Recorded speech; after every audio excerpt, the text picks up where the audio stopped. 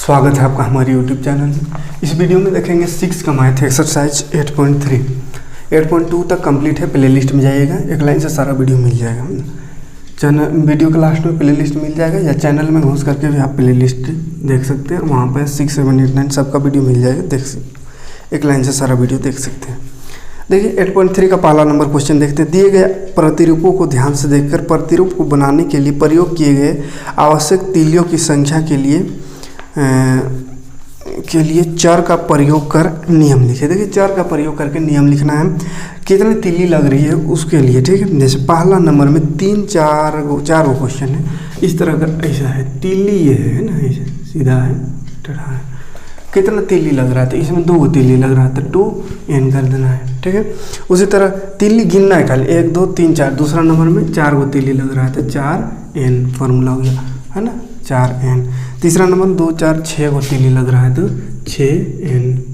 ठीक है, हो जाएगा। 2, 4, 6, 8 को चौथा नंबर में है तो 8n लिख देना है। ठीक, तो इसको कर लीजिएगा, तीली गिनना है, गिन के n लगा देना है। 4 का प्रयोग करने बोला इसलिए ABCD कुछ भी लगा सकते हैं, लेकिन n अच्छा होता है क्योंकि नंबर दर्शा रहे तीलियों की संख्या को इंग्लिश में नंबर कहते हैं, इसलिए n लिख देते हैं तो ज़्यादा अच्छा लगता है। तो n इसीलिए लिख दिए, अदरवाइज कुछ भी लिख सकते हैं। तो तीली देख लीजिएगा है ना, 1, 2, 3 इस तरह गिन के लिख लीजिए। दूसरा क्वेश्चन में देखिए, क्वेश्चन है परवेज अपने छोटे भाई से 2 वर्ष बड़ा है। चर का प्रयोग कर परवेज की उम्र याद कीजिए। देखिए परवेज बोला है अपने छोटे भाई से 2 साल बड़ा है। अब इसका व्यंजक लिखना है, तो उसका छोटा भाई कितना है वो तो नहीं दिया हुआ है। अगर छोटा भाई कितना दिया हुआ रहता तो हम डायरेक्ट बता सकते थे कि परवेज का एज कितना है, लेकिन हम डायरेक्ट नहीं बता सकते कि परवेज का उम्र कितना है, तो उसको एक्स वाई में बताएंगे है ना, इसलिए बोला व्यंजक लिखिए। यानी डायरेक्ट नहीं बता सकते, एक्स वाई में उसको खाली दर्शा दीजिएगा। ऐसा करने से परवेज का एज निकल जाएगा। ठीक है, तो देखिए कैसे, छोटा भाई से 2 वर्ष बड़ा है तो क्या करेंगे, छोटा भाई को मान लेंगे, छोटा भाई का उम्र, छोटा भाई का उम्र को मान लीजिए। ठीक है, क्या मान लेंगे, ABCD कुछ भी, x मान लेते हैं, सबसे बढ़िया। छोटा भाई का उम्र x, क्यों, क्योंकि छोटा भाई से 2 साल बड़ा है तो छोटा उम्र का पता रहेगा तब ना बड़ा को निकालेंगे। छोटा के हिसाब से बताया है ना, छोटा से 2 साल बड़ा है। जैसे छोटा अगर 5 साल होगा तो कितना होगा, तो 7 साल होगा, 2 जोड़ देंगे। अगर छोटा 7 साल होगा तो इसमें जो 2 जोड़ देंगे ना, 9 साल होगा बड़ा का। ठीक, तो कितना साल वो तो नहीं दिया हुआ है तो x मान लेना है। अब बड़े भाई का उम्र का तय हो जाएगा इसके हिसाब से, बड़े भाई का उम्र, बड़े भाई का उम्र कितना हो जाएगा बाबू, छोटा का x है। क्या बोला है, बड़े भाई का उम्र, बड़े भाई का जो उम्र है अपना छोटा भाई से 2 साल अधिक है, 2 वर्ष बड़ा ज़्यादा है, तो इसमें 2 जोड़ देंगे। ठीक, जुटेगा नहीं, इसलिए यह आंसर। 5, 6, 7 ऐसा रहता तो जोड़ देते, लेकिन x में जुटेगा नहीं ना, तो x और +2 ये हो गया इसका व्यंजक। ठीक, फॉर्मूला हो गया। यानी कि ये x मन का है, इसका छोटा भाई का उम्र, तो छोटा भाई का उम्र को यहाँ रख देंगे और उसमें 2 जोड़ देंगे तो बड़ा भाई का उम्र आ जाएगा। ठीक, तीसरा क्वेश्चन है, आकृति में एक सम पंचभुज दिया हुआ है, एक पंचभुज दिया हुआ है इस तरह से, सम पंचभुज है ना, इस तरह का पंचभुज, ये तो सम है ना, मेरा मतलब सम नहीं दिख रही, बड़का ज़्यादा ही हो गया, तो सम पंचभुज है ना, मान लीजिए सब बराबर है। ठीक, सब बराबर है ना, बराबर करिए, देखा थोड़ा सा इधर तिरछा कर देंगे तो हो जाएगा बराबर। अब बराबर है, अब यो नहीं दिख रहा है। चलिए 5 को भुजा है, पंचभुज है, पंचभुज है, बराबर है। अब उसका बोला परिमाप निकालिए, परिमाप के लिए व्यंजक है ना, लंबाई को y मान के है ना, y सब लंबाई को मानना है। ठीक है, तो इसका y मान करके, y सेंटीमीटर लंबाई है तो परिमाप याद करने के लिए सूत्र बताइए। ठीक है, सूत्र निकालिए। तो देखिए परिमाप किसको कहते हैं, परिमाप कहते हैं ये बॉर्डर को है ना, ये आखिरी वाला जो बॉर्डर है, इस बॉर्डर को परिमाप कहते हैं। यानी इस बॉर्डर का हमको लंबाई पता चल गया तो वही हो गया परिमाप। अब एक ठोका दिया वो y सेंटीमीटर, दूसरा का y, तीसरा y, सब y है, तो सबको जोड़ देंगे तो निकल जाएगा पूरा बॉर्डर, पूरा परिमाप। ठीक, तो पंचभुज का परिमाप निकालना है तो परिमाप बराबर क्या करेंगे, y + y + y + y + y है ना, +y, कै गो y, 5 को 1 2 3 4 5 क्या है पंचभुज है, 5 को भुजा तो पाँचों का y सेंटीमीटर है तो y सेंटीमीटर सबको जोड़ देंगे। तो देखिए 5 को y सेंटीमीटर हुए तो 5y सेंटीमीटर लिख दीजिएगा, ठीक, 5y सेंटीमीटर। तो ये फार्मूला हो गया पंचभुज की परिमाप निकालने का, ठीक। चौथा क्वेश्चन है आकृति में महेश बोला है। चौथा क्वेश्चन में महेश संख्या है 11 15 16, ये 3 संख्या है, इसको अलग अलग तरीके से जोड़ा है। पहला तरीका जोड़ने का है इसका कि 11 + 15 + 16 बराबर 26 + 16 बराबर 42, ये पहला तरीका है। दूसरा तरीका जो ये जोड़ा है वो है 11 + 15 + 16 बराबर 11 + 31 बराबर 42। देखिए आंसर सेम है, क्योंकि जोड़ना है। तो ये कौन है? करण महेश है। ये 3 को है, इसको जोड़ा है। कैसे जोड़ा? तो देखिए इसमें पहले 2 को जोड़ लिया 26 हुआ, फिर लास्ट में 16 को जोड़ा तो 42 हुआ। इसमें क्या किया, पहला को छोड़ दिया, लास्ट का 2 को पहले जोड़ लिया, फिर पहला से उसको जोड़ दिया, दोनों को जोड़ने से 31 आया, फिर पहला से जोड़ दिया तो 42। दोनों में तो सेम है, क्या जोड़ना है, इधर से जोड़िए उधर से किधर से जोड़िए तो जोड़ सेम आता है। हाँ, लेकिन अब ये जो जोड़ा उसके अंदर एक हमको क्वेश्चन पूछ दिया, 2 क्वेश्चन पूछ दिया है। एम बोला है इस गुण का नाम बताइए, है ना, इस गुण का नाम, यानी ये जो जोड़ा ये दोनों गुण को क्या कहते हैं, कौन सा गुण कहते हैं? तो इसको कहते हैं योग का सहचार्य गुण। याद रखिएगा, योग का सहचार्य गुण, योग का सहचार्य गुण कहते हैं, ठीक। योग का सहचार्य गुण किसको कहते हैं? तो जब भी 3 गो संख्या दिया हुआ रहे और अगर पहला दोनों को जोड़ के तब दूसरा जोड़े, तीसरा को जोड़े, या लास्ट का 2 जोड़ के तब पहला जोड़े तो दोनों बराबर आता है। और ऐसा जो बराबर आता है इसी गुण को कहते हैं योग का सहचार्य गुण, ठीक है। तो इसको सहचार्य गुण, ये गुण का नाम बोला था, सहचार्य गुण हो गया। एक और क्वेश्चन इसी में पूछ दिया कि चर का प्रयोग करके व्यापक नियम लिखिए, माने ये सहचार्य गुण है उसका नियम लिखिए, या इसका नियम चर का प्रयोग करके, ठीक। तो चर का प्रयोग करके नियम लिखना चाहे तो क्या होगा, a + b + c, ये 3 गो है, तो इसमें से अगर लास्ट को जोड़िए पहले, यानी ब्रैकेट लगा दें लास्ट का, उसके बाद पहला को, या a + b पहला दूसरा जोड़िए पहले तब तीसरा, तो सेम आएगा, ठीक। तो इसके लिए सूत्र लिखने वाला है वो चर का प्रयोग करके, तो इसको भी लिख सकते हैं, इसको भी, दोनों के, ठीक। तो ज़्यादा बेटर हमको लगता है ये होगा, इसको लिख लीजिए या दोनों को लिख दीजिए, कोई दिक्कत नहीं है। क्लियर है यहाँ तक? चलिए देखते हैं अगला क्वेश्चन।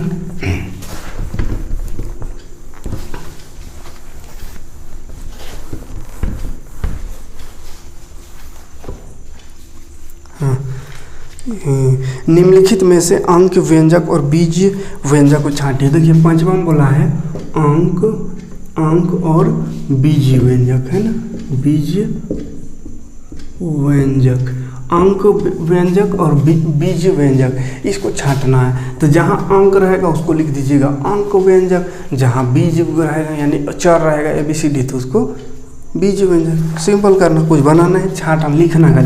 जैसे x + 5 x है, ABCD वाला कोई भी अक्षर आ जाए तो उसको बीज व्यंजक कहते हैं, है ना, बीज व्यंजक। तो इसको लिख दीजिएगा बीज व्यंजक, है ना, बीज व्यंजक। जहाँ ABCD का कुछ ना आवे, खाली नंबर रहे, जैसे 2 × 3 + 3, तो ये क्या है, संख्या है खाली, तो इसको क्या लिखेंगे, अंक व्यंजक, ठीक, अंक व्यंजक, याद रहेगा, अंक व्यंजक हो जाएगा, लिख लीजिएगा।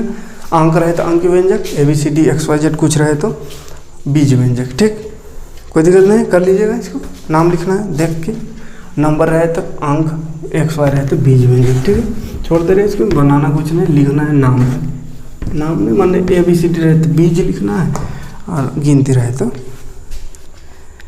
चलिए देखिए 1 2 और 3, ये 3 वो चीज़ दिया हुआ है ना। बोला है x, मतलब इसके लिए सहायता से व्यंजक बनाना, इसका व्यंजक बनाना यानी वही सूत्र बनाना है जिसमें x तो होना चाहिए हर सूत्र में, हर सूत्र जो जितना बनाएगा सब में x होना चाहिए, जोड़ घटा में से 1 होना चाहिए, गुना भाग में से 1, ठीक। देखिएगा जोड़ या घटाओ, ये क्वेश्चन हमको लगता है पिछला वीडियो में बताए थे, अब पिछला एक्सरसाइज में भी इस तरह का क्वेश्चन था, है ना। तो इसका व्यंजक बनाना है, या का बोला कि जोड़ घटा में से एक और आना चाहिए, गुना भाग में से एक और आना चाहिए, और x 3 रहना, x कंपलसरी है, x हर व्यंजक में रहना चाहिए। देखिए तो इसको ऐसा कर सकते हैं 2x + 3 या 2x - 3, प्लस माइनस एक और आना चाहिए, तो एगो में प्लस की एगो माइनस। ठीक, ये गुना भाग में से भी एक एक बोला था तो गुना कर लेंगे। ठीक, अब चाहे तो इसमें कर सकते हैं, x को 3x + 2 या 3x - 2। इसी तरह ये गुना का काम हो गया, भाग में कर सकते हैं x/2 + 3 x/2 - 3, या हो सकता है 2/x + 3 2/x - 3। ठीक, इसी तरह 3/x + 2 या 3/x/3 + 2 या 3/x - 2 x/3 - 2। तो ऐसा खाली व्यंजक जोड़ घटाव गुना का प्रयोग करके बना देना, बहुत सारा बन सकता है। ठीक है, तो 5-6 कितना बनाना उन्हें बोला है, तो जितना बनेगा बना दीजिएगा। पिछला एक्सरसाइज में भी था क्वेश्चन। 7 क्वेश्चन देखिए, निम्नलिखित में y + 2 का मान ज्ञात करें। देखिए y + 2 का हमको मान निकालना, ये भी क्वेश्चन था पिछला वाला में। y का मान दिया हुआ, y का मान दिया हुआ है यहाँ पे 1 2 3 4 5 6 7 8 9 इस तरह का दिया हुआ है। ठीक है, हाँ, तो इसका मान निकालना, y + 2 का मान निकालना है। ठीक, देखिए मान निकालना कैसे निकलेगा, तो देखिए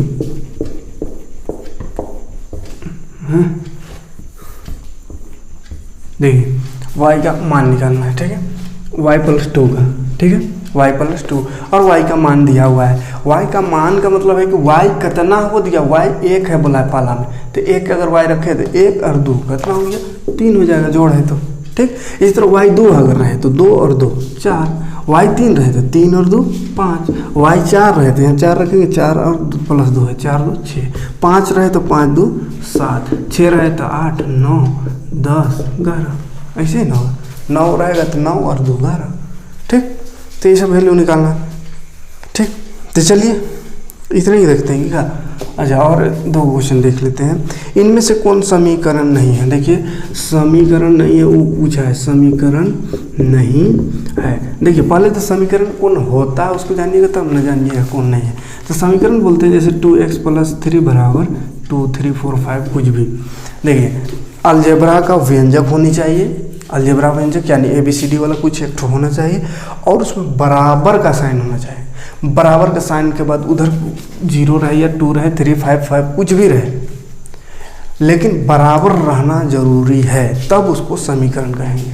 ठीक, अलजेब्रा का टर्म हो XY वाला, और उसमें जोड़ घटाव भाग कुछ भी रह सकता है, और बराबर का साइन बराबर से उधर भी कुछ भी रह सकता है। तो बराबर का साइन रहे तो उसको समीकरण कहते हैं। सिंपल से याद रखिएगा, बराबर रहे तो समीकरण। पूछा है हमको कौन समीकरण है, तो जहाँ बराबर का साइन दिखे उसको समीकरण है लिख दीजिए। ये देखिए बराबर का साइन तो समीकरण है। ठीक, इसमें देखिए बी नंबर में y/4 बड़ा है 10, ये तो बड़ा छोटा का साइन है, तो ये क्या है, समीकरण नहीं है। बराबर का साइन नहीं है तो समीकरण नहीं है।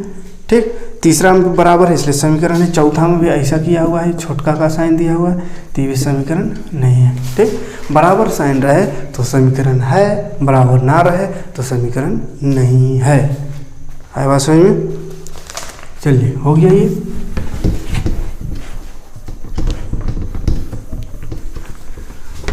जल्दी जल्दी करते हैं, 7 क्लास का भी लेना है।